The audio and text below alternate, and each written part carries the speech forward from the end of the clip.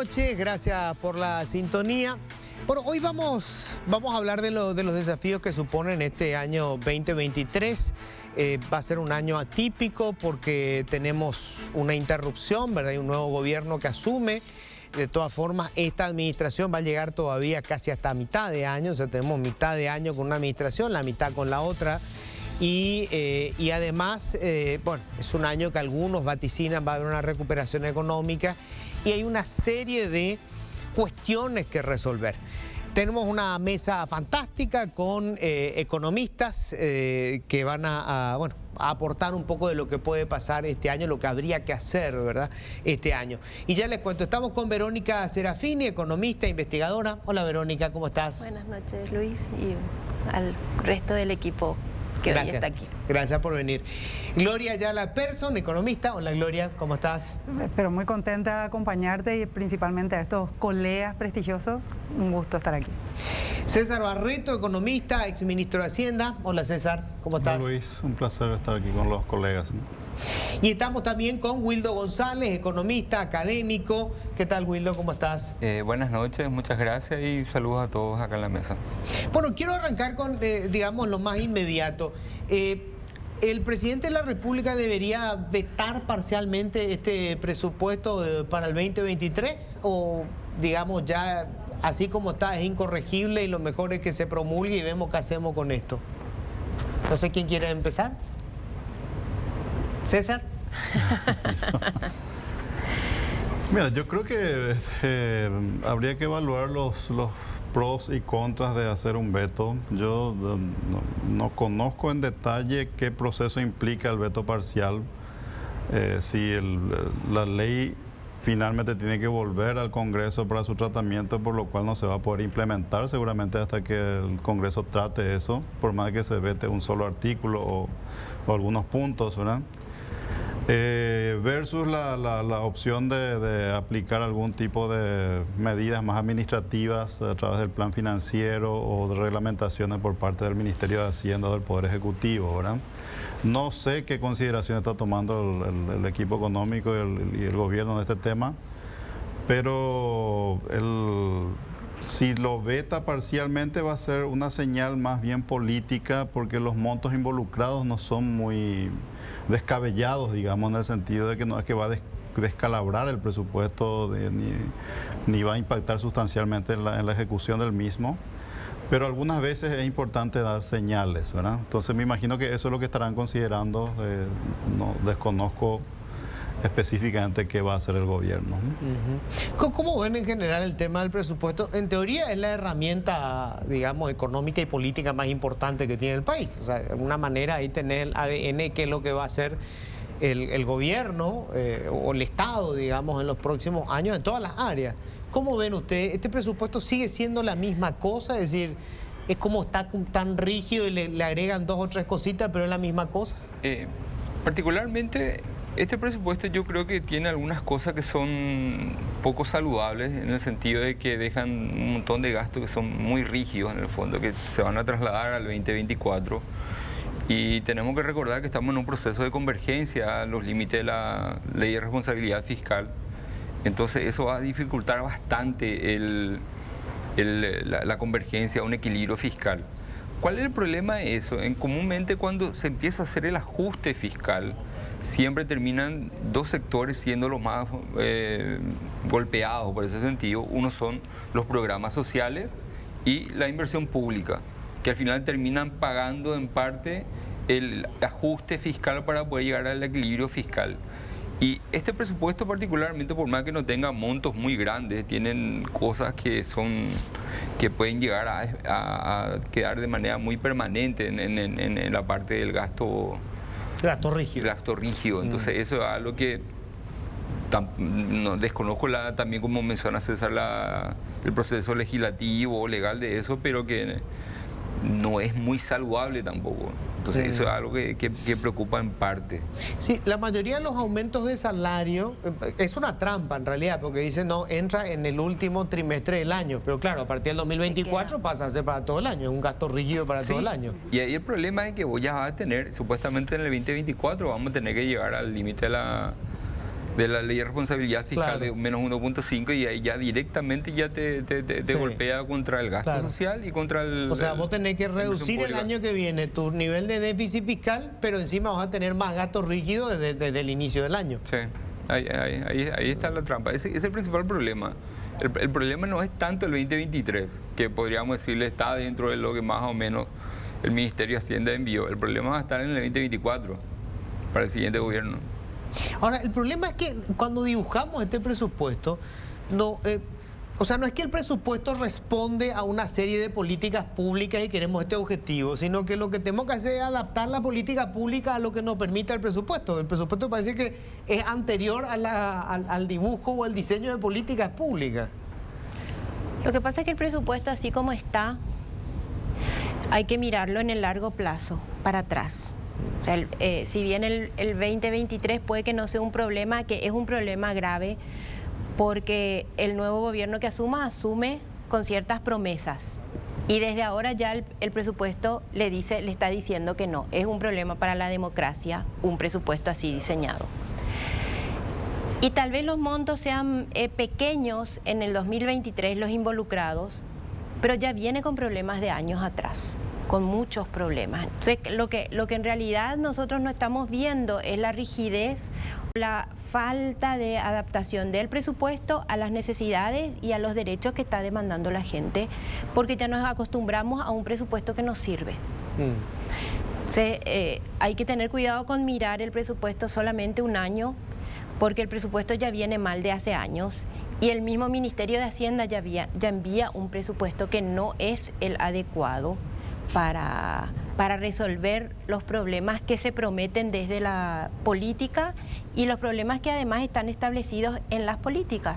Porque el presupuesto tiene que responder a los programas, políticas y planes que están escritos, y esas terminan siendo un papel sin recursos y profundizando muchas desigualdades, lo que es peor.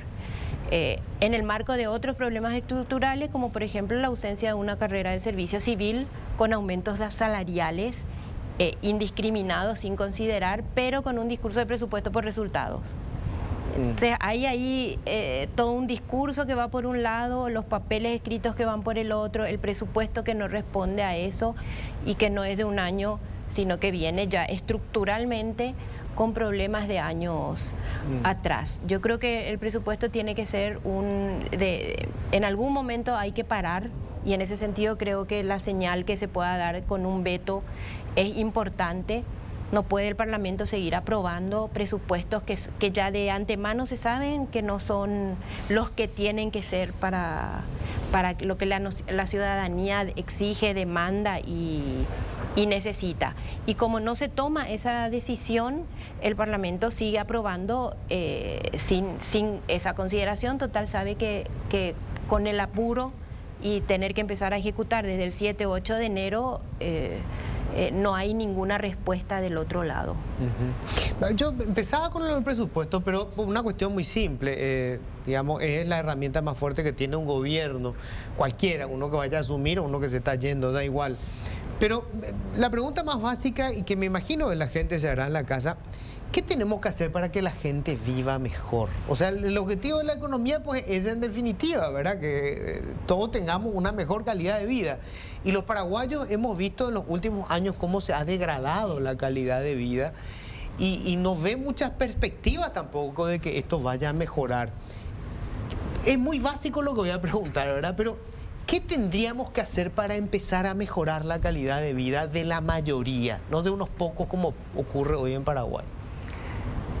Yo creo que, para empezar, coincido contigo, el presupuesto general de gasto de la Nación es, a mi entender, la principal herramienta que tiene el Estado. Y de hecho es la principal ley que tenemos como nación, porque es la que nos va a regular, digamos, lo que va a ejecutar el poder ejecutivo, pero también el legislativo y el poder judicial. Yo creo que corrupción existe en todos lados, pero la impunidad es algo brutal en nuestro país.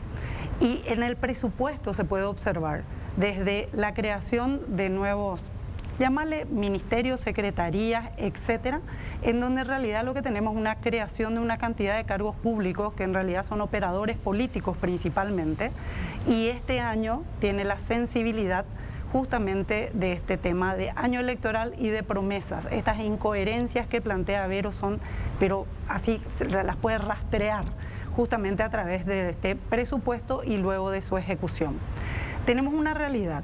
Los que se están yendo dicen, yo ya no me puedo comprometer con esto, yo ya no puedo ejecutar esto. Los que están llegando dicen, esperábamos a revisar todo lo que hizo el anterior para demostrar todo lo que hicieron mal. Entonces, a veces tenemos una frase que se suele escuchar bastante en Paraguay: la economía funciona a pesar de los políticos. Bueno, tenemos un año que se nos viene cargado de una inflación que no conocíamos, ya nos habíamos olvidado, un dólar que se nos disparó, una realidad de pospandemia que la sentimos más que la propia pandemia, una situación de guerra que nos afecta en combustible, en alimentos, y por supuesto nuestra particularidad siempre de ser clima dependientes, que en este caso es sequía. Este combo es el que nosotros sentimos en el bolsillo. Entonces, cuando se habla de PGN o del presupuesto general de la nación, en realidad sí nos afecta a todos los ciudadanos, nos afecta y mucho, porque prácticamente esta señal política nos puede llevar a, vamos a tener una continuidad de lo mismo que ya conocemos de hace décadas, que es nuevamente gobierno independiente del color, clientelar y prebendario, o vamos a empezar a trabajar en políticas sociales y la inversión que nos estaba planteando justamente Wildo. Esta realidad simplemente es la diferencia entre vamos a generar riqueza para vivir con mejor desarrollo y progreso económico, porque no es lo mismo crecimiento que desarrollo, y por otro lado vamos a seguir generando favores políticos para que la gente siga mendigando. Tenemos un 48% de economía informal. ¿Qué se va a hacer al respecto? ¿Dónde está la parte de formalización? Porque en la formalización es en donde tenemos la creación de riqueza y el desarrollo, que es la distribución de manera de empleo digno y decente. Eso no se está trabajando. Que ahí es donde yo veo un silencio, una ausencia. O sea, la mitad de la economía es informal. El grueso de la gente que tiene un empleo trabaja en el sector informal, no tiene un seguro social. Y sin embargo, no veo que se hable de las políticas públicas apuntando a eso. ¿Qué hacemos con toda esa mitad de la economía que en realidad yo creo que es el motor, digamos, del empleo en Paraguay? O sea, allí está empleada la gente. Si la informalidad es alta en Paraguay, es alta en la mayoría de los países de América Latina. No es muy clara la causalidad de esa informalidad. La formalidad es cara, por eso son informales la gente. La productividad de la gente es baja y no soporta pasar a esquemas más formales. No hay claridad al respecto. El Ministerio de Hacienda organizó un evento hace unos meses atrás donde el enfoque fue justamente como que para...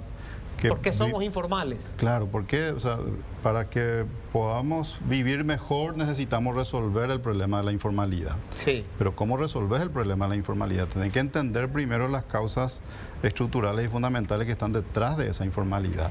No la tenemos claro, ¿no? ¿Será que los servicios de seguridad social, por ejemplo, son muy costosos para poder cubrir sus costos para un trabajador que tiene baja productividad? ¿Será eso, verdad? Dicen algunos, ¿verdad? Hemos implementado esquemas de seguridad social costosos y obviamente de buena cobertura en la mayoría de los países en términos de cobertura social, digamos, pero muy poca gente participa de ella, excepto Uruguay y Chile y no sé qué otro país que llegan a mucha gente, 80% de la población, el resto estamos en 40. Claro, nosotros, ¿cuánto cuesta? 25. 24. 24, claro. 25,5, pero solamente 24% de los trabajadores de todo el Paraguay tienen una cobertura social. Sí. Y si te fijas nuevamente en el PGN, nos vamos a encontrar con un déficit, por ejemplo, de la caja fiscal, que sería la parte de pensiones, altísimo, que pagamos todos los que no tenemos ni la pensión ni el seguro social. Poca la gente que tiene seguridad social y esa poca es deficitaria. Así y mismo. pagamos el resto. Y pagamos el resto. Los que no tenemos, pagamos por los que tienen. Mira, Luis, por el tema de la informalidad, para mí por lo menos yo creo que hay un canal un poco más directo y he discordado un poco con lo que dice César. El tema está relacionado mucho con la calidad de los bienes públicos. ¿Cuál es el costo? O sea, ¿cuál es el beneficio que tiene para el trabajador promedio ser formal? Y muchas veces no pasa incluso por el tema de la parte de los ingresos. Vos tenés personas que tienen incluso ingresos superiores al salario mínimo y son informales. O sea, eso se puede mirar en la encuesta de hogar. Y no les interesa formalizarse. Sí, porque no reciben beneficios. O sea, uno piensa la contraparte de eso, de los impuestos que uno recibe. No tenés salud, no tenés educación, no tenés seguridad. Y la parte de pensiones tampoco tenés. De hecho, el IPS tiene un problema de diseño. O sea, el IPS, como alguna vez alguien dijo, no sé, acá en un programa que estaban acá, creo, el tema está diseñado así como para el funcionario de Martel, que entra y se jubila a los 25, 30 años de eso, y nunca sale de ahí, pero ni siquiera está pensado para el independiente, o sea, ni para el dueño de empresa, el empleador, el dueño de pyme. No puede estar en el IPS. Entonces, ¿cuál es el incentivo que tiene el empleador de poner al empleado que tiene ahí, de poner en el IPS si él ni siquiera está? ¿Entendés? Entonces, ahí hay un tema en la parte del sistema de pensiones que yo creo que el gran foco, el gran causal de nuestra informalidad es nuestro débil sistema de pensiones y la ineficiencia del sistema de pensiones.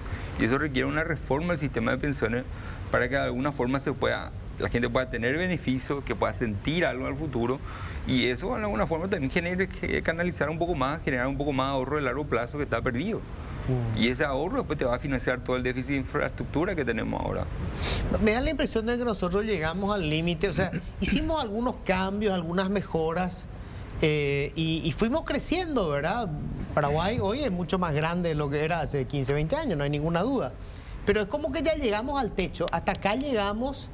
Y las otras reformas que hay que hacer, el tema del sistema previsional, el tema de reducir la informalidad, requiere de cambios que parece que políticamente no tenemos las condiciones para poder hacer. O sea, es como que llegamos al techo y ahí ya no podemos seguir creciendo.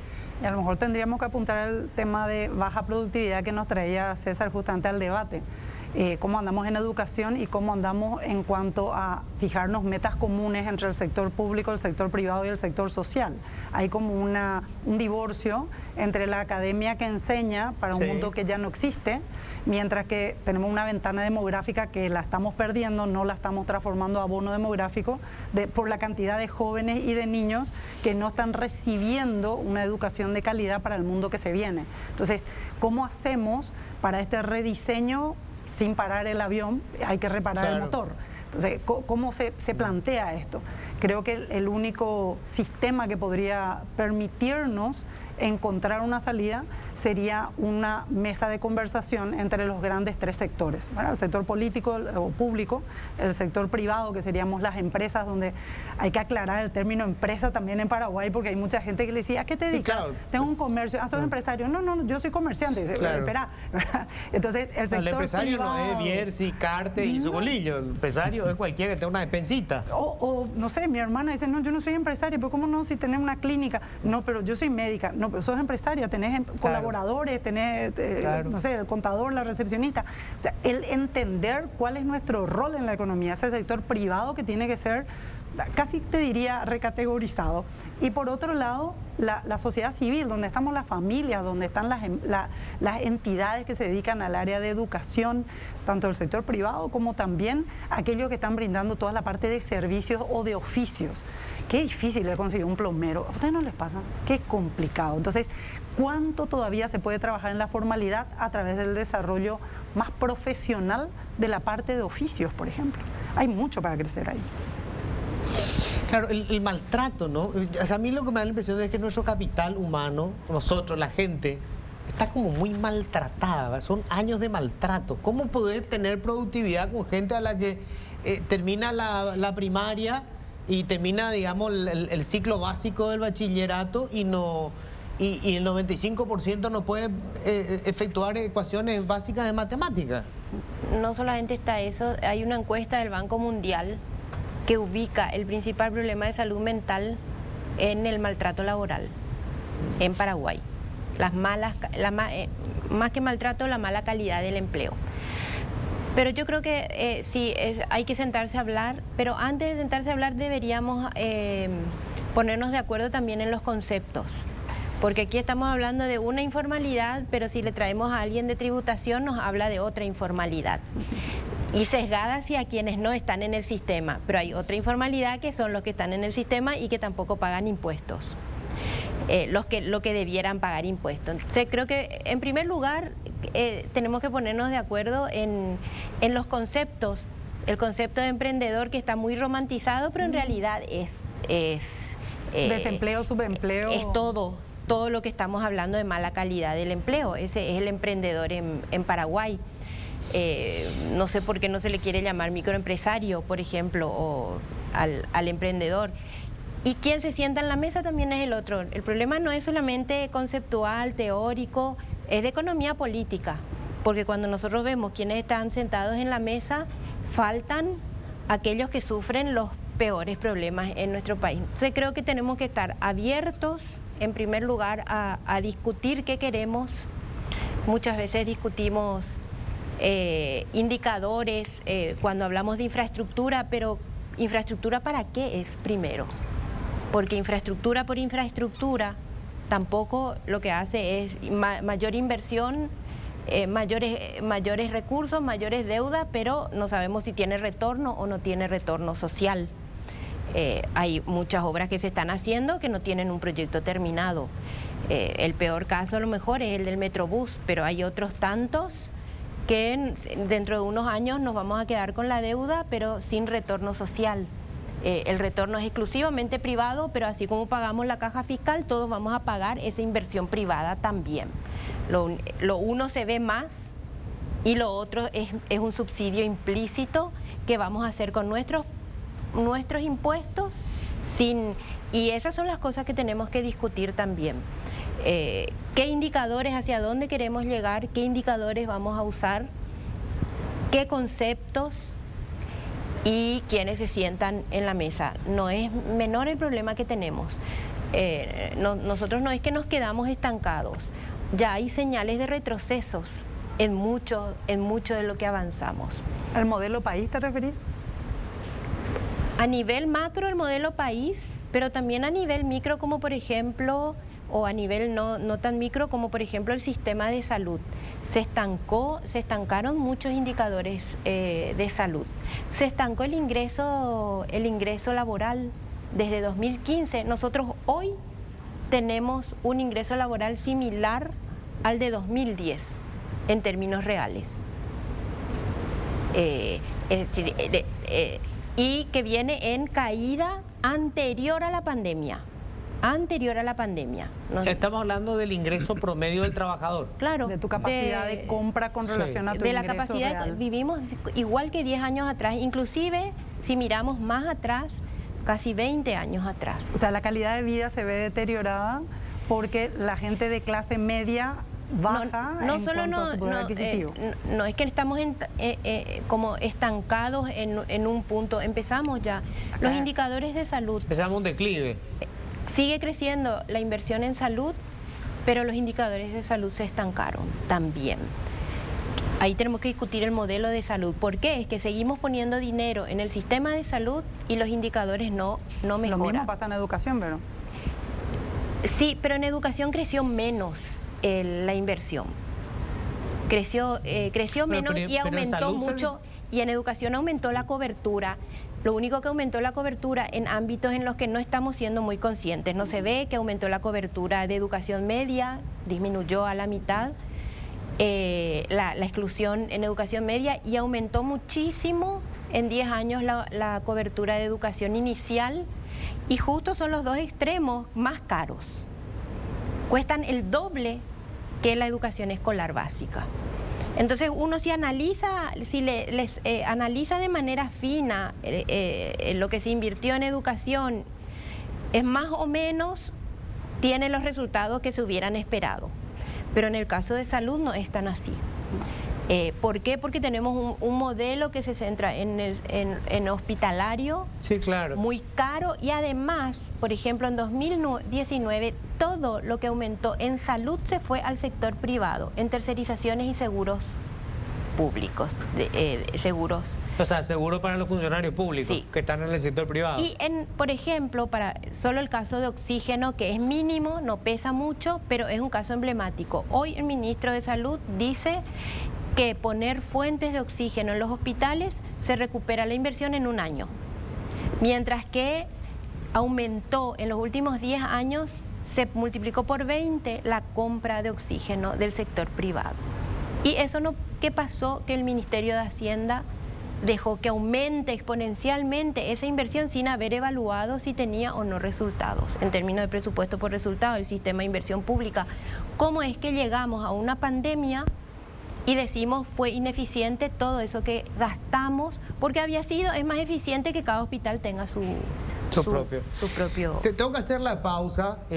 Todavía esto es, digamos, una serie de temas que estamos mezclando, ¿verdad? Vamos a ver si le vamos dando después un norte. Pero no es fácil, porque es complejo, es muy complejo. Y no hay sobre todo ideas desde la clase política. Estamos en plena campaña electoral y ustedes se darán cuenta que el debate va por otro lado, no por esto que tiene que ver directamente con solucionar nuestros problemas. Bueno, uno siempre quiere conservar cierto nivel de candidez y suponer que la clase política también quiere resolver los problemas, por lo menos un sector de la clase política quiere resolver los problemas, más allá de la corrupción, toda esa historia que sabemos que existe. Pero bueno, obviamente tiene que haber intenciones de resolver algunos de los inconvenientes que tenemos como sociedad. ¿Cómo empezamos a ordenar esto? Sí, esa es un poco la pregunta, porque diagnósticos hay a montones. Da la impresión de que nunca tenemos, no hay como una cabeza, digamos, que diga, ok, empecemos a ver por dónde arrancamos con esto, ¿verdad? Porque ninguna solución puede ser hoy tratada de manera parcial, o sea, digamos, la educación, si nosotros no tenemos aislada, ¿verdad? Si nos empezamos a transformar la educación, difícilmente vamos a tener trabajadores que puedan mejorar su rendimiento, y si no hay mejora en el rendimiento de las empresas, el mercado interno no se va a fortalecer, y el mercado interno es el que emplea a la mayoría de la gente. O sea, está todo concatenado. ¿Por dónde habría que empezar esto? ¿Tiene que ver con cómo se integra el gabinete, por ejemplo? ¿El equipo económico? ¿Es la sociedad civil la que tiene que organizarse y poder, digamos, exigir más? Voy a empezar yo. Después yo continúo, son más expertos que yo en estos temas, ¿verdad? A ver, yo hago siempre un mea culpa de las cosas que creo que me he equivocado en estos años. No sé si me equivoqué, pero por lo menos le di un tono muy fuerte a algo y muy poco a otros, ¿verdad? Nosotros nos enfocamos mucho, especialmente desde la crisis del 2002-2003, en ordenar la macroeconomía. La política fiscal equilibrada y un banco central independiente fue nuestro norte en aquel momento, porque había que ordenar el sistema bancario que estaba quebrado y había que ordenar el fisco que estaba quebrado, ¿verdad? Y de repente los recursos, empezó el país a crecer y los recursos se incrementaron sustancialmente en el Estado, de unos 400 a 500 millones de dólares que recaudaba, hoy recauda 10 veces más que eso, ¿verdad? Y no nos enfocamos nosotros o no pusimos el tono fuerte en cómo se usaba ese dinero, y el sistema político que tenemos reprodujo lo que teníamos antes nomás, ¿verdad? El clientelismo. Sí aumentó el gasto en educación, pero yo creo que la mayoría de los maestros que fueron incorporando en los últimos 30 años no estaban capacitados para ser maestros. Tampoco puedes capacitar 10.000 profesores de primer nivel en periodos cortos de tiempo. O sea, hay problemas estructurales para hacer estas cosas rápido, ¿verdad? Pero cuando quieres hacer cosas rápido, cosas que son muy complejas, normalmente te equivocas por el camino y después te queda la mochila pesada que tienes que cargar, ¿verdad? Yo creo que los servicios públicos son de mala calidad y yo no los consumo casi ninguno, excepto la ANDE y el agua, que no tengo otra opción, digamos. Pero bueno, el resto casi no los consumo. He tratado de comprar privado porque son de buena calidad. Pero el 99% de la población no tiene esa posibilidad de comprar privado solo porque el público es malo. Entonces, la gente ve que los servicios son malos y los quiere evitar pagar, ¿verdad? Ya que son malos, porque voy a pagar porque son malos. Entonces necesitamos cambiar el modelo casi de todos los servicios públicos. De la salud, que muy bien lo puso Verónica, que conoce mucho más ese tema que yo. Yo veo el presupuesto de salud de los últimos 10 años y sumo el Ministerio de Salud más el IPS y yo veo un presupuesto enorme, más grande que la educación ya de hoy. Sumados los dos, que son presupuestos públicos. Ustedes me dirán, la gente aporta IPS, claro, pero presupuestos públicos. Estamos obligados a aportar ahí aquello que estamos en la formalidad, ¿verdad? Entonces, el gasto público en salud, el Ministerio de Salud más IPS, uno es contributivo y el otro no es contributivo. Esa es la única diferencia. Pero tenemos separado, este IPS es mucho más caro que este encima, por beneficiario, este es casi 4 veces más caro que este, ¿verdad? Y este que encima creció mucho, el financiamiento con impuestos a la salud, nos genera resultados. Yo veo a la gente, lo peor que te puede pasar en esta vida es enfermarte y no tener recursos para afrontar esa enfermedad. Eso es lo peor que te puede pasar, porque te vas a un hospital público y no te va a resolver el problema. Entonces, ese mismo modelo nosotros no podemos seguir reproduciendo. Inventaron y trajeron un modelo de otros países, el tema de la unidad de salud familiar, y crearon un montón en todo el país, hace muchos años ya. No sé qué pasa con eso, no sé si tienen médico o no tienen médico, pero no funciona, algo anda mal. No es construir un local nomás esto, o poner, qué sé yo, una camilla. Tenés que tener todo el sistema completo para prestar el servicio y encima tener que darle recursos para que pueda funcionar todo el tiempo, tener los insumos y todas esas cosas, ¿verdad?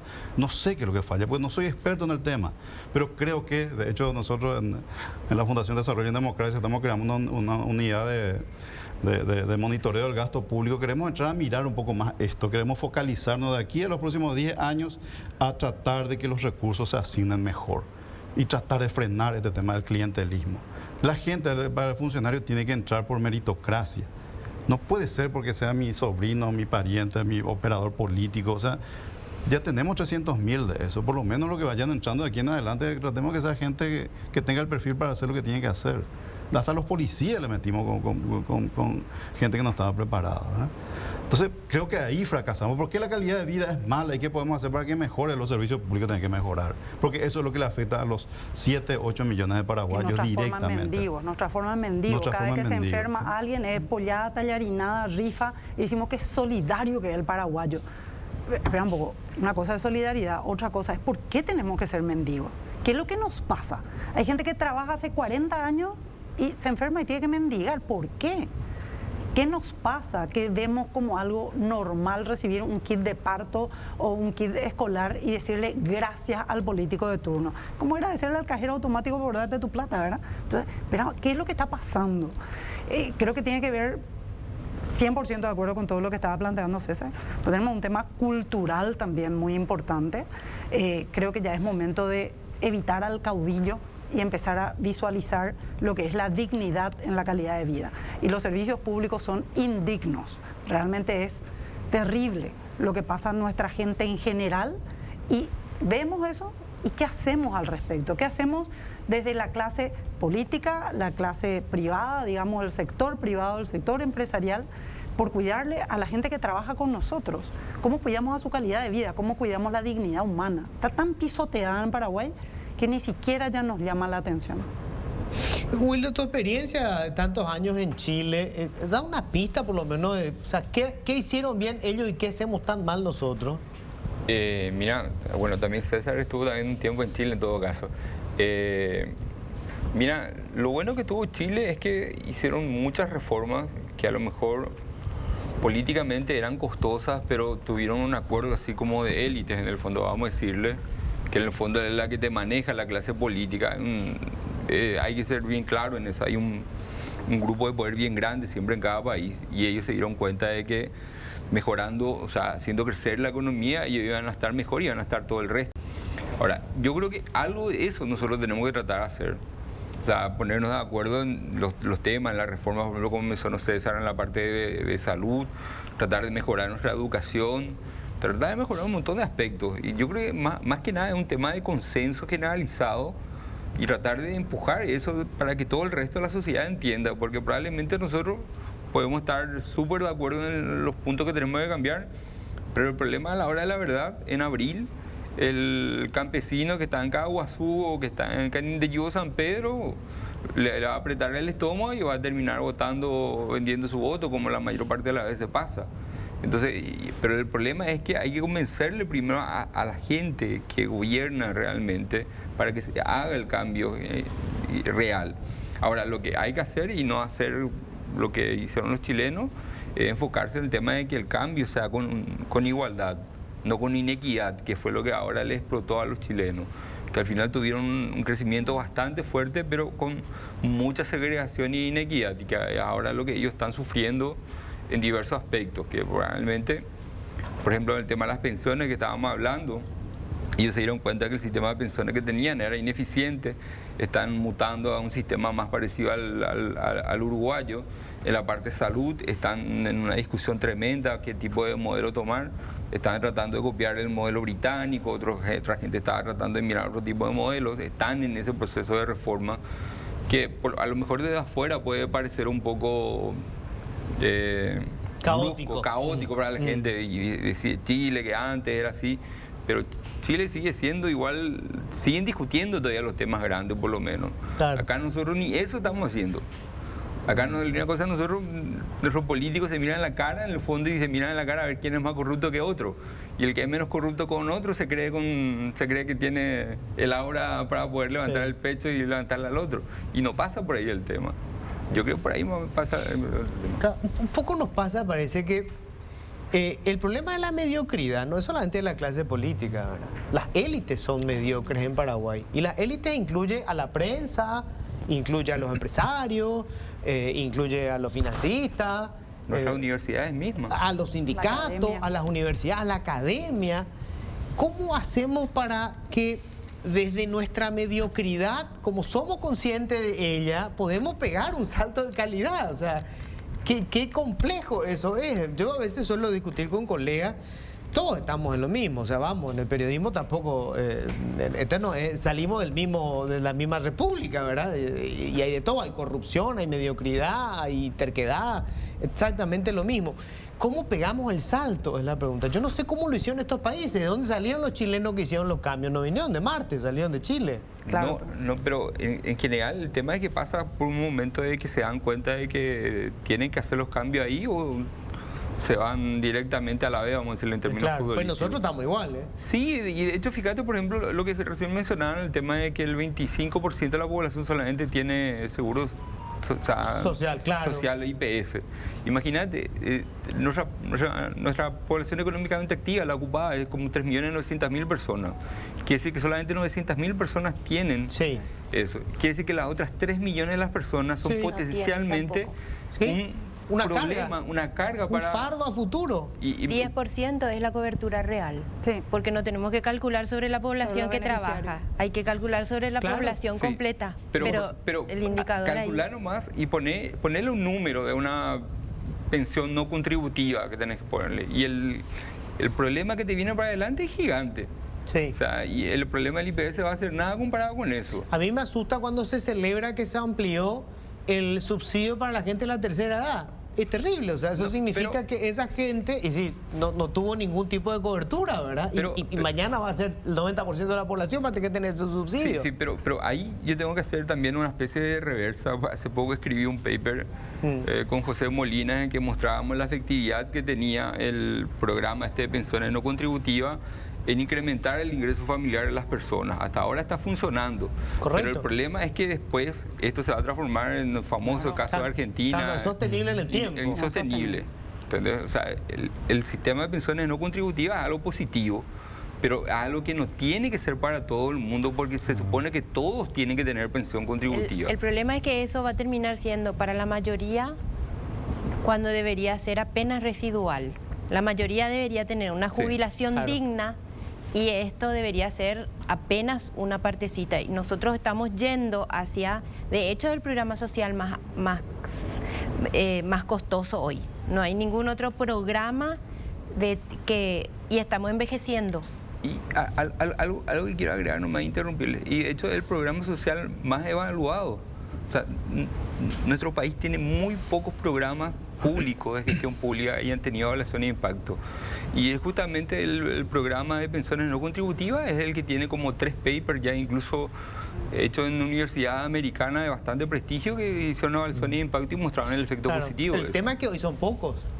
pero dentro de 40 años va a ser la mayoría. Y es poco, Ese es el y es problema. poco dinero. ¿Qué significa 25% del salario nada. para una persona que ya a partir de los 65, 70 Claro. años tiene un montón de problemas? Yo pensaba en el de tema salud. de la caja fiscal, por ejemplo. Si hubiese sido el déficit del sistema previsional paraguayo y la mayoría estuviéramos ahí, es razonable plantearse que se cubra con impuestos el déficit, porque es un beneficio que más tarde o más temprano vamos a tener todos. El problema es cuando vos vas a cubrir con un porcentaje cada vez más alto de tus impuestos el déficit de un servicio que es para menos del 8% de la población. Claro, la inequidad es el problema. Ese Que es el además punto. tiene problemas de diseño, porque se pueden Mal jubilar diseñado. a los 10 años, Está a muy los mal diseñado. 15. Sí. Docentes antes de los 50 se están jubilando. No, y ¿verdad? que se aporta 25 años Sí. el X%, pero después se cobra el 90 o el 100% Claro, dependiendo. durante la misma cantidad de años. O sea, Claro. ni siquiera es actuarial el problema, es matemático. Lo hicieron, digo, a ver, la malconstrucción del Estado está tan bien hecha que tenemos pequeños sectores que son beneficiarios, pero que están más organizados y que te impiden cualquier reforma, porque la mayoría que no recibe esos beneficios no está organizada. Entonces es como pasiva. Entonces va a hacer una reforma del sistema previsional y ese grupito que es el beneficiario es el que se moviliza, activa. Y los políticos le escuchan a ellos. Pero Algo así además, como la mafia, parece lo que estás contando. Es que sí, es como un sistema mafioso. es que es parecido, porque en realidad notable, hay como un acuerdo implícito entre los políticos y los funcionarios, ¿verdad? Obviamente. Porque ¿quiénes son los que tuvieron beneficios importantes en todos estos años? ¿Quiénes son los que tienen jubilaciones?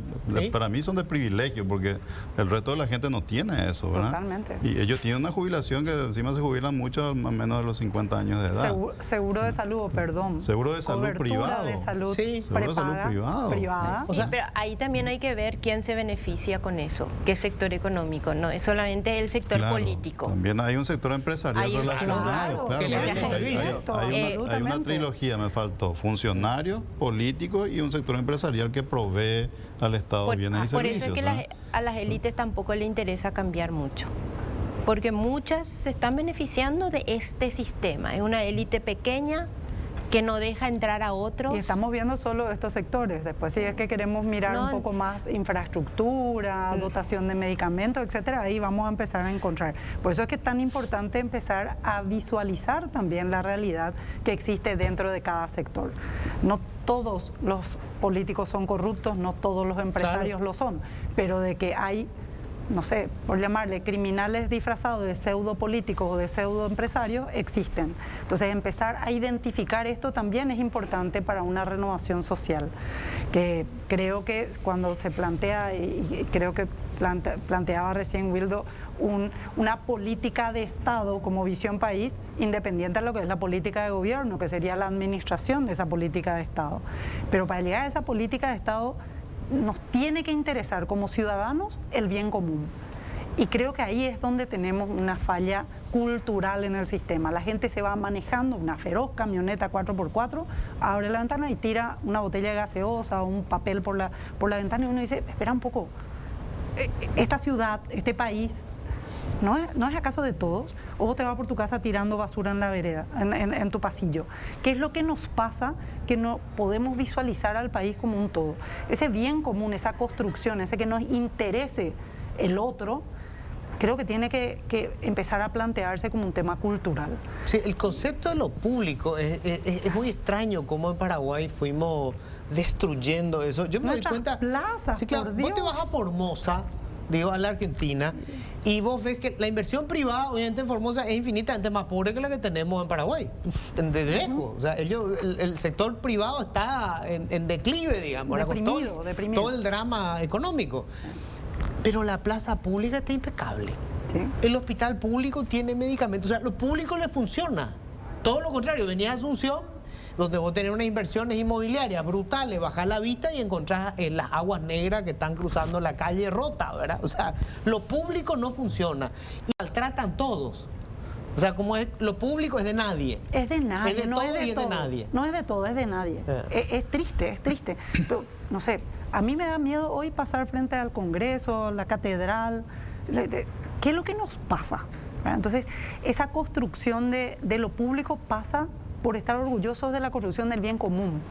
Y creo que eso casi te diría, va tipo la dignidad humana es el cimiento y el bien común es el techo. Entonces las columnas que están hoy atajando esto que sería nuestra casa de todos, que es el país, es como que hay columnas más altas, más bajas, a algunos les sirve, a otros no, hay muchos excluidos del sistema y creo que el maltrato al que vos te estabas refiriendo hace un rato como el maltrato incluso a nivel laboral, yo creo que es un maltrato al ciudadano, que ni siquiera tenemos el orgullo de ser ciudadanos. Entonces parecería como que lo del otro no me importa. No hay una empatía colectiva. A mí me causa gracia a veces el nacionalismo que tenemos, que afloró, digamos, en toda la región, ¿verdad? Esto que asusan desde la clase política.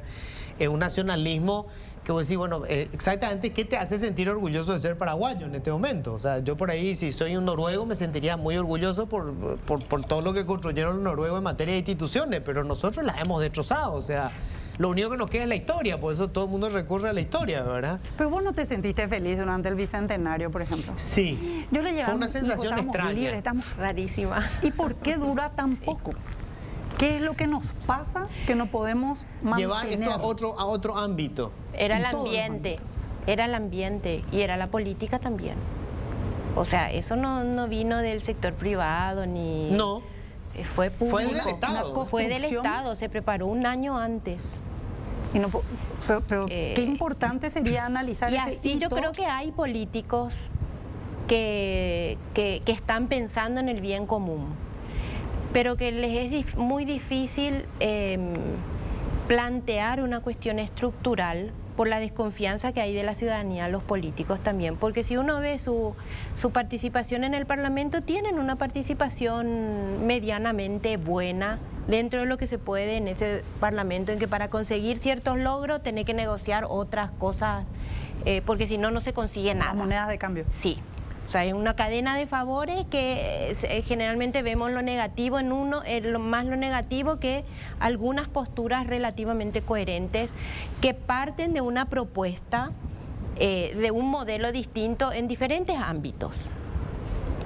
Pero no tienen capacidad para congregar y la política y nuestro sistema político les carcome. Y ahí voy a lo que vos preguntabas, ¿cómo hacemos? Y yo creo que tiene que partir de un diálogo, una propuesta tiene que partir de un diálogo ciudadano. No podemos esperar que los políticos nos convoquen a discutir el sistema de salud, el sistema de pensiones, el sistema de educación, porque todos los sistemas hoy están en la mirada. ¿Hacia dónde seguimos con la inversión? ¿Qué es lo que realmente tiene costo-beneficio y qué no tiene costo-beneficio? Y yo creo que ahí también hay una inmovilidad desde la sociedad civil. Y eso se vio mucho en la crisis esta de educación. Si hay algo que nosotros tenemos en Paraguay es personas que están pensando el problema educativo y que tienen propuestas. Pero esta cuestión que hubo tan fundamentalista le hizo silenciar a todos. Claro. Pero ¿qué pasó ahí? ¿Por qué no nos pudimos unir a discutir el tema educativo por fuera de aquello? Porque el Ministerio de Educación no pudo con ellos. Es más, en algún momento alimentó a ese grupo y después no lo pudo manejar más. Se le fue de las manos. Y ahí yo creo que nosotros también tenemos una responsabilidad de quienes estamos mirando desde afuera, estamos inmóviles. No estamos siendo capaces de aglutinarnos en determinados diálogos compartidos, porque inclusive si nos podemos pensar, todos nosotros tenemos algún objetivos comunes. Si nos ponemos a pensar, ¿quién no estaría de acuerdo en que funcionen bien las unidades de salud? ¿Quién no estaría de acuerdo en cobertura universal de educación media e inicial? Claro. Y mejorar la calidad del aprendizaje? No estamos hablando de nada de política ni de matemáticas y lectoescritura. Claro.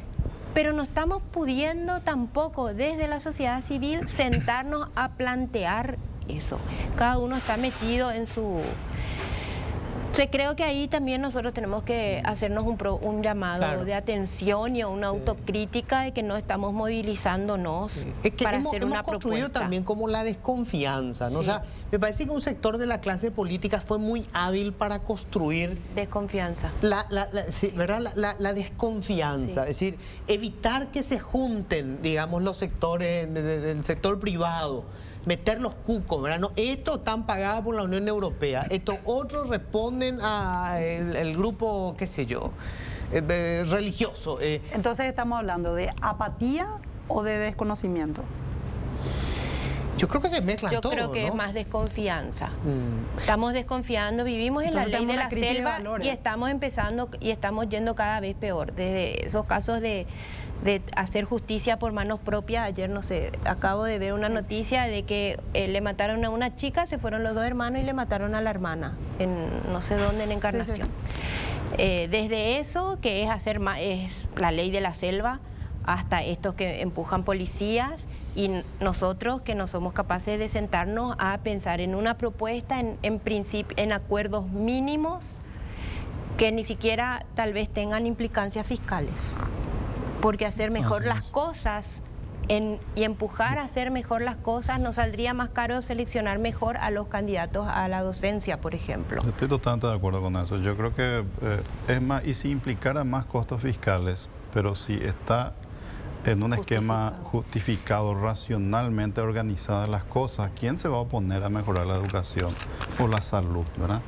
El problema es que este modelo que tenemos de cuoteo político y operadores políticos distorsiona todo. Ese es el problema. Entonces, más plata al sector privado y yo me opongo. O sea, yo soy empresario y yo me opongo a pagar más impuestos si es que se va a usar de la misma forma que se está usando, ¿verdad? Y yo sé que hay que ser más puntillosa, veo que Verónica suele objetar un poco ese tema. Hay que ser más puntillosa, pero yo miro la globalidad, nomás la globalidad ya está un desastre. Entonces, por lo menos vayamos mejorando algunas cosas. Hay que evaluar los programas, 100% de acuerdo. No hay ni un solo programa. Tercera edad ha tenido evaluaciones, ¿verdad? Tecoponá ha tenido algunas evaluaciones.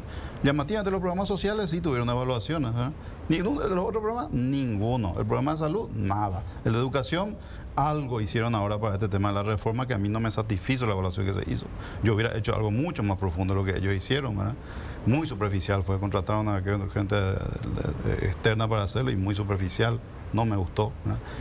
Los programas de inversión, cada uno de los proyectos hay que evaluarlos. Yo estoy totalmente de acuerdo de que hay muchas inversiones grandes que se hacen en obras de infraestructura que puede ser que tengan una justificación económica dentro de 25 años, ¿verdad? Pero hoy vos tenés muchísimos más proyectos rentables, especialmente en las áreas urbanas, donde toda infraestructura hace falta. No tenés. Entonces vos evaluás una infraestructura aquí versus allá en el Chaco, yo te aseguro que este va a ser 10 veces más rentable va a ser. Entonces ahí nomás está la pequeña, gran diferencia para que podamos vivir mejor. Ahí pues está el tema, ¿verdad? Y si nosotros no nos involucramos en esto, y de vuelta yo asumo mi culpa, me voy a enfocar más en este tema, me van a ver hablando mucho más sobre este tema en los próximos 10 años. Tengo que hacer una breve pausa. Wildo la vez pasada mencionaba justamente sobre eso, el tema de las inversiones, ¿verdad?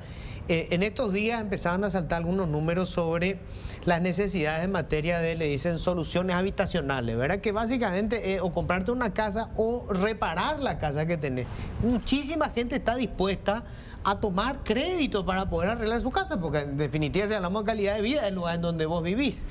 Y sin embargo, no hay financiamiento. Y después vos tenés en el IPS 2.500 millones de dólares metidos en los bancos, que además ahora es simpatiquísimo porque el IPS tuvo que sacar préstamos para poder cubrirlo de salud y sacó de los bancos donde tiene depositado su dinero. O sea, se está prestando a través del banco pagando intereses. Es todo legal, pero es un absurdo. Bueno, yo no soy economista, soy sí un gran lector de los procesos económicos. En la década de los 90... joven y cándido, me aferré a las ideas de lo que era entonces el neoliberalismo y pensaba que el tema era privatizar y que el sector privado y el mercado iban a definir el futuro. Y después uno va leyendo los casos de Corea del Sur, de Israel, y vos te das cuenta de que en realidad el Estado genera un plan, dice, este es el modelo que nos conviene porque esta es la realidad del mercado internacional, y la academia es clave para eso. O sea, Israel, que primero todo el mundo celebraba que ellos cultivaban frutas y verduras en el desierto con el sistema del goteo y le vendían a Europa. En un momento dijeron, bueno, está todo muy lindo, pero vendiendo frutas y verduras nosotros no nos vamos a ningún lado, tenemos que desarrollar tecnología.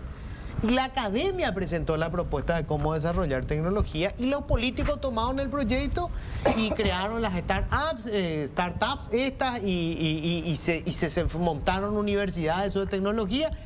Y hoy el 70% de la economía de Israel es el desarrollo de tecnología de punta. O sea, a mí me da la impresión de que en Paraguay la academia está ausente. Es decir, la clase política, que es mediocre, tampoco tiene de dónde agarrar ideas de cómo construir un Paraguay distinto, ¿verdad? Un modelo de país que sea distinto a vender carne y soja, que no está mal que vendamos, pero ahí nomás con eso nomás no nos vamos a desarrollar. Sí, mira, primero es cierto, nuestra academia es muy débil, o sea, pero también es cierto que hay gente que está publicando. Hay paraguayos que están publicando en journals que antes eran impensados anteriormente, pero sí falta desarrollar, falta generar en el fondo así un sistema de universidades que genere eficientemente alumnos que puedan pensar por sí solos. De hecho antes estábamos conversando justamente, nosotros que somos economistas, todos coincidíamos en que necesitábamos mucha más matemática cuando habíamos estudiado, por ejemplo, ¿verdad? Entonces ese es un tema bastante crítico. Ahora, entender qué es lo que pasa acá en Paraguay también pasa por un tema principal de que se haga más investigación, se haga más evaluación de impacto de los programas, de todos los programas sociales. Y de hecho justamente el Ministerio de Hacienda había hecho una presentación el año pasado, creo, donde le habían invitado a 2 premios Nobel conversando, y la sugerencia de los 2 premios Nobel eran: hagan evaluaciones de impacto de todos los programas que tienen. O sea, acá en Paraguay nosotros no deberíamos soltar un guaraní en un programa que no tenga evaluación de impacto. Claro. Y de hecho algo también que muchas veces la gente menciona y dice, no, pero las evaluaciones de impacto son complicadas, es difícil de hacer, hay que traer a la gente, no sé, de Harvard, algo por el estilo. Y vos sabés que no es difícil hacer una evaluación de impacto. De hecho, algo, por ejemplo, que te sorprende lo fácil que es. La única cosa que uno tiene que tener el concepto claro solamente. Entonces, uno puede hacer evaluación de impacto. Podemos hacer evaluación de impacto. Se pueden revisar todos los programas que están y ir avanzando en ese sentido y tratar de generar un gasto público más eficiente, que es justamente lo que estaban mencionando todos acá en la mesa. A ver. Yo creo que la academia tiene los mismos problemas. Depende de qué entendemos por academia. Yo creo que la Universidad Nacional tiene un problema grave.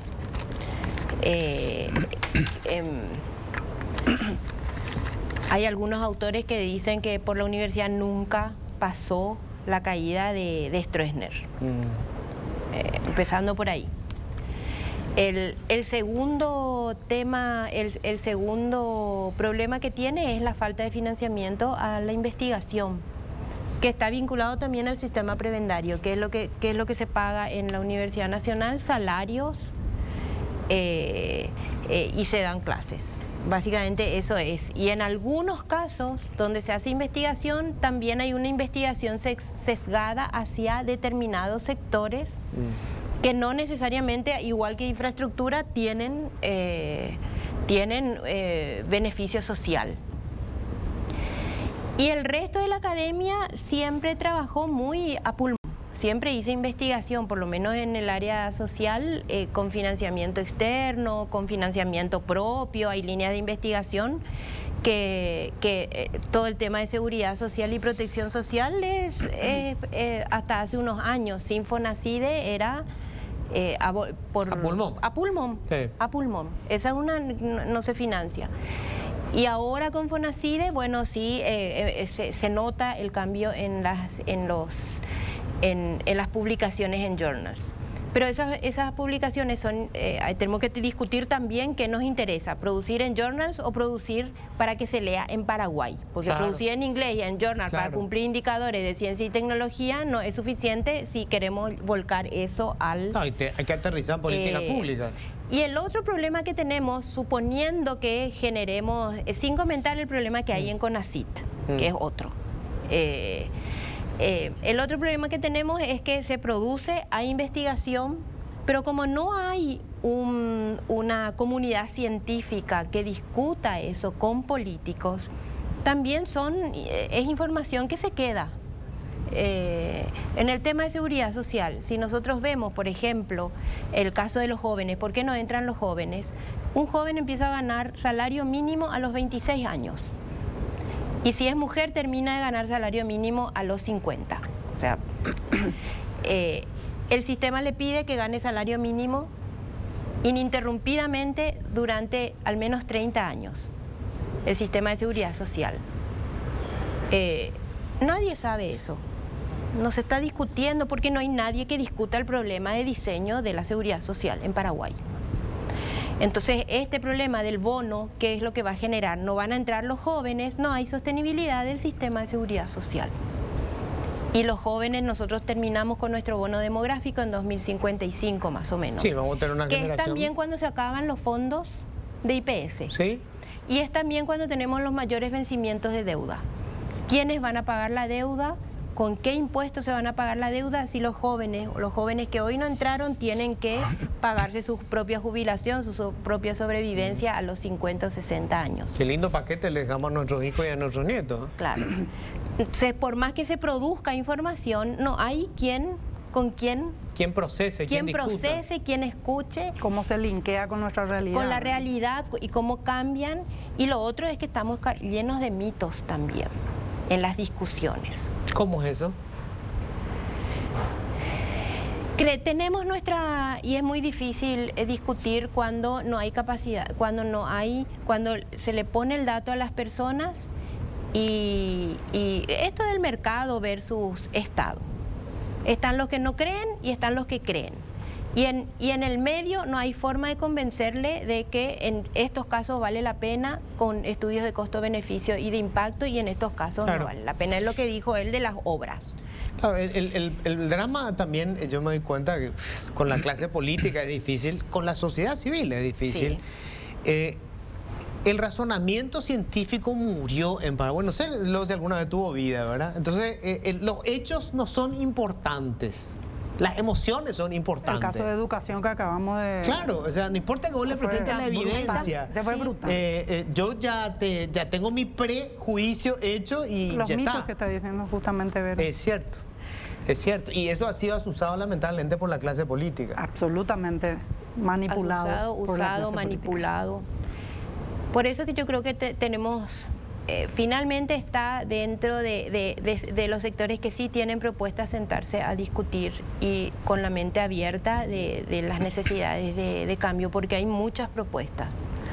Hay un modelo es decir, en el escenario que se dibuja hoy en el mundo, ahora hace poco más de 100 países se pusieron de acuerdo en, digamos, lo que van a hacer estos programas. Se hablan de más de 30.000 millones de dólares, creo que era para los fondos destinados a los países que consigan un desarrollo que, digamos, proteja el medio ambiente. Evidentemente todo apunta para ahí, ¿verdad? La Unión Europea ya dijo que no va a comprar carne ni soja si es que no hay un certificado de que no se está contaminando, no se deforestó para poder producir. Entonces, evidentemente ese es el escenario del mundo en los próximos, nos guste o no nos guste, sea la Agenda 2030, como le quieran llamar.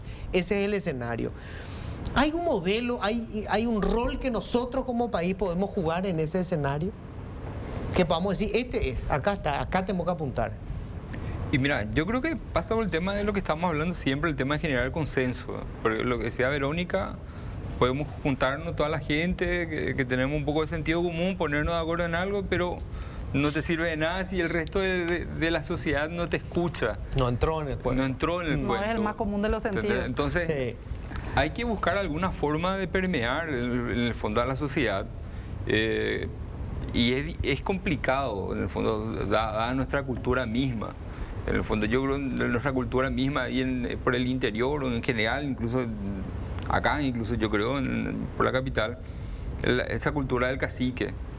Entonces es mío bien complicado eso. Estamos todavía como muy pendientes de qué es lo que digan los líderes políticos, de qué es lo que muevan ellos. Entonces es complicado en el fondo traspasar eso con lo que todo se había mencionado antes, o sea, el tema de la agenda, de la parte educativa, que pasó lo que están mencionando. Pucha, va a saltar seguro alguna otra cuestión dentro de poco. Entonces, es bien complicado eso. Y ahí sí hace falta que tengamos una especie, un sector académico un poco más fuerte, probablemente, no sé cómo, probablemente va a hacer que se tenga como una voz un poco más firme. Pero también pasa por un tema de que en otros países puede ser más eficiente eso, porque muchas veces los que están a cargo, los ministerios, son gente que saben de eso. Entonces, por ejemplo, Verónica estaba diciendo que hay mucha gente que sabe de educación, pero no le llaman. No las hemos puesto al frente del ministerio. No le llaman. Claro. ¿Entendés? Entonces, hay mucha gente que sabe de medio ambiente. La última persona que sabía de educación que tuvo fue Marta Lafuente. Después nunca más tuvimos... Y bueno, hay mucha gente que acá en Paraguay que sabe muy bien cuál es el problema del medio ambiente. Y no están ahí. No están ahí. Entonces, ese es un tema que yo creo que como sociedad tenemos que resolver. Es complicado cómo. No, y probablemente cualquier cambio que tenga que ser, no veo que sea fácil. Y probablemente sea bastante costoso en el fondo. Porque probablemente se va a tener que, o sea, como justamente mencionabas, el tema, por el tema, por ejemplo, del gasto público. O sea, no creo que los 300.000, pero probablemente unos 50.000 van a sufrir bastante en un proceso de transición o de mejora del servicio público. Entonces, eso es como algo que uno, el que haga el cambio, va a tener que tener el apoyo de la sociedad, porque solo no va a poder. Qué notable cómo hemos sido tan cuidadosos de, en el Banco Central y en el Ministerio de Hacienda, jamás poner a improvisado. O sea, nunca ha habido equipos de improvisado, por lo menos de Dionisio Borda en adelante. Inclusive antes yo creo que ya hubo hasta González Maqui tuvo ya un intento de no poner gente que no supiera algo del tema, ¿verdad? Y sin embargo improvisamos en educación, improvisamos en salud. ¿Cómo se entiende eso? Y ahí es donde yo me refiero a que las élites sí consiguen lo que quieren. O sea, las élites económicas querían estabilidad económica. Banco Central y Hacienda. Y consiguieron. Política monetaria, política fiscal. Esto ya viene de hace muchos años y fue un trabajo también en paquete desde afuera, ¿verdad? Sí. Pero específicamente para hablar de academia, que era el tema que nos traías, yo creo que también hay aciertos que son importantes. El caso FEI y Becal me parece que como sociedad deberíamos de defender. Hace un rato le decías a Wildo también, creo que antes de la pausa, cuál es la diferencia y el acierto que tuvo Chile en su momento. Y yo creo que hoy Becal es lo que fueron los Chicago Boys en Chile en aquella época, ¿verdad? Entonces hay que defender eso, pero también se tiene que linkear. Hasta ahora somos condenados públicamente. Sí, yo sé, pero hay que linkear también de que estos jóvenes, principalmente me gustaría ver más PhD, más doctorado y no tanto maestría, ¿verdad? Pero traer a estos jóvenes al país que tenga un impacto requiere también una visión país de qué deberían de ir a estudiar los jóvenes en el exterior. No, está lindo uno estudiar lo que me gusta, sí, pero ¿cómo eso va a impactar luego en el país? Porque al fin y al cabo es una inversión del país, ¿verdad? Dinero Entonces, público. Empezar a mirar esto como más, digamos, de una manera coherente, el por qué hacemos lo que hacemos, qué es lo que esperamos, para qué. ¿Por qué es pasado? ¿Para qué me responde el futuro? Entonces, el para qué estamos haciendo y que sea ese pacto que tenga, ese pacto, digamos, ciudadano, que tenga una orientación, un sentido de esfuerzo. Por otro lado, hay algunas cosas que me parece importante señalar, ¿verdad? Los 1000 primeros días del momento de la concepción hasta los 2 años se desarrolla el 80% del proceso neuronal. Entonces, ¿qué estamos haciendo como país para cuidar esta situación materna y de primera infancia? Porque no sirve de nada el no trabajar sobre programas claves de lactancia materna, programas de estimulación temprana al niño. Guarderías luego no tenemos, ojalá que no, ¿verdad? Que sean centros de estimulación temprana, pero ¿cuál es el modelo? Porque estamos hablando de que las mujeres deberían de poder trabajar de una manera, digamos, más equitativa con relación a sus pares varones, pero eso implica también la posibilidad de tener, bueno, el cuidado de los niños. Y no, pero para eso están vamos a contratar empleadas domésticas, espera un poco, hay que pagarle el salario mínimo más todas las cargas sociales, y me parece súper bien, súper asertivo, pero estabas diciendo de que las mujeres no ganan el sueldo mínimo. Y ahí les tenemos que sumar, espera un poco, 35 65% de nuestros hogares tienen a una mujer como cabeza de hogar. No hay varón, significa eso. Claro, ahí entra una palabra que es mal decía, que se llama equidad de género, ¿verdad? Que se planteó y estamos nos hablando de volvimos igualdad de todos locos. oportunidades desde la primera infancia Sí. hasta cuando miramos el tema de equidad de género, cómo se construye riqueza en Paraguay y sobre quién. Y entonces ahí nos vamos a investigaciones que hoy todavía no son muy buenas porque no tenemos la calidad del dato para hacerlo, pero estamos en ese proceso de todo el sistema financiero y nos encontramos de que las mujeres emprendedoras, para salir un poco del romanticismo que ya nos señalaba Vero hace un rato, sí, pero no tienen nada a su nombre. Entonces, para poder comprar mercadería, tienen que endeudarse como un gasto de consumo, que les sale mucho más caro y a más corto plazo, versus los hombres. Si es que mirad, nos encontramos 65% de los créditos de las mujeres de consumo versus 24% de los varones. ¿Por qué? Y porque las mujeres no tenemos cosas a nuestro nombre, entonces no podemos quitar préstamos para el sector productivo. O sea, espera, acá hay que modificar. No se trata de una o dos o tres, sí, sino claro, una mirada en conjunto sobre demasiados temas que creo que todos corresponden a ese consenso de qué queremos como país, hacia dónde nos estamos yendo como país y qué es lo que nos gustaría que sea el legado para nuestros hijos y nietos. Y ahí a lo mejor encontramos ese microespacio de bien común. De propósito lo hice bastante desordenado el debate, porque lo que quería era... Siempre cuando se habla de economía, la gente cree que la economía es una cuestión, digamos, teórica o de número, y lo que quería era aterrizar, que se diera cuenta la gente que esto tiene directamente que ver con la calidad de vida, ¿verdad? Con las Es oportunidades la ciencia que de la tengamos. felicidad, la economía. Claro, de eso se trata, en definitiva, ¿verdad? La gente que nos está viendo y que tiene que ir a una escuela pública, además la calidad. A mí me desespera cuando... yo estuve en una escuela pública, en un colegio público y en una universidad pública, También. ¿verdad? Y conociendo las limitaciones que teníamos, ¿verdad? Hoy yo veo la diferencia entre un chiquito que va a una escuela pública y mi hija que lleva en una escuela privada. Como decía César hace rato, pagamos todos los servicios privados porque son los que tienen calidad. Y ya hay una diferencia brutal desde el inicio. O sea, cuando vayan a competir por un puesto de trabajo, por supuesto Y la que pandemia ya amplió sabemos la cómo va a brecha. terminar el partido. La pandemia nos amplió la brecha tremendamente. Imagínate una familia con un celular de quién sabe qué generación entre 5 niños versus, me imagino que a tu nena le pudiste comprar una notebook, una tablet, etcétera. Entonces, estas son las bases de oportunidades en donde ya tenemos unas diferencias brutales allí al inicio de la carrera. El hándicap es altísimo. Sí. Lo Y que qué yo terrible. creo, Sí, Luis, es que César. nosotros nos ha ido bien y podemos resolver esos problemas por nosotros mismos. Lo que yo creo que nosotros no podemos hacer es no notar de que eso no es lo correcto. Exacto. Yo creo que los que estamos en la élite, porque creo que nosotros estamos dentro de la élite, tenemos que buscar solucionar los problemas del 99% de la gente. Y por más que eso tenga costos para nosotros, porque si no hacemos eso, proyectar esto a 2, 3, 4, 5 décadas y vamos a ser un país inviable. Sí. No podemos dejar eso a nuestros hijos. O sea, nuestros hijos tendrán que vivir en otro país en todo caso, ¿verdad? O viven en burbujas, César. O A mí me vivirán en parece burbujas, horrible. Yo veo mi hija que van con sus compañeras de colegio, se reúnen entre ellas y están viviendo en un país que no es el Paraguay. Es terrible. Y cuando hablan del resto, yo les suelo decir, están hablando de lo que yo fui. O sea, yo era parte de ese grupo excluido. Yo también, ¿verdad? Y es también. cruel eso, es terrible. No podemos vivir en un país que tengan esas brechas, esas diferencias tan espantosas, ¿verdad? Y se van ahondando cada día más, cada día más. Yo creo que si hay una preocupación real, debería de ser justamente a esa inequidad que se va ampliando.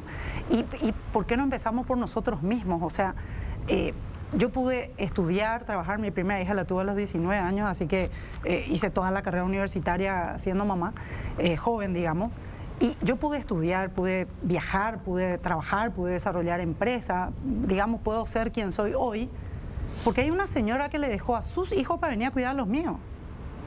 ¿Cómo no me voy a preocupar hoy por ella, por su familia, porque sus hijos tengan mejores oportunidades? Me parece que es un tema mínimo de decencia. Entonces cuando me dicen el servicio doméstico es muy caro y tiene que tener... Sí, y es correcto. Entonces, ¿cómo encontramos ese espacio donde cada ciudadano paraguayo tenga que vivir dignamente, con un trato decente. Eso desde el sector empresarial es una obligación sin duda, pero desde el sector familia, como ciudadanos, es una no solamente obligación, es nuestro derecho. ¿Qué hacemos para poder ejercerlo? Bueno, se me acabó el tiempo, ¿verdad? Nos fuimos. ¿Cómo estamos? ¿Ya está? Bueno, lamentablemente se me fue el tiempo. Pero bueno, yo les agradezco mucho. Estos debates son absolutamente necesarios. Ojalá la clase política se involucre. Está hoy en el entretenimiento, ¿verdad? Para el elector. Pero tenemos que meternos, o sea, como decía César, las clases privilegiadas no pueden pegarse el lujo de desconocer lo que nos está pasando como país. Nuestros hijos y nuestros nietos van a tener que padecer el país que estamos construyendo. Gracias, muchísimas gracias. Muchísimas gracias. Muchísimas gracias, buenas noches. Nos encontramos el próximo martes. Chao.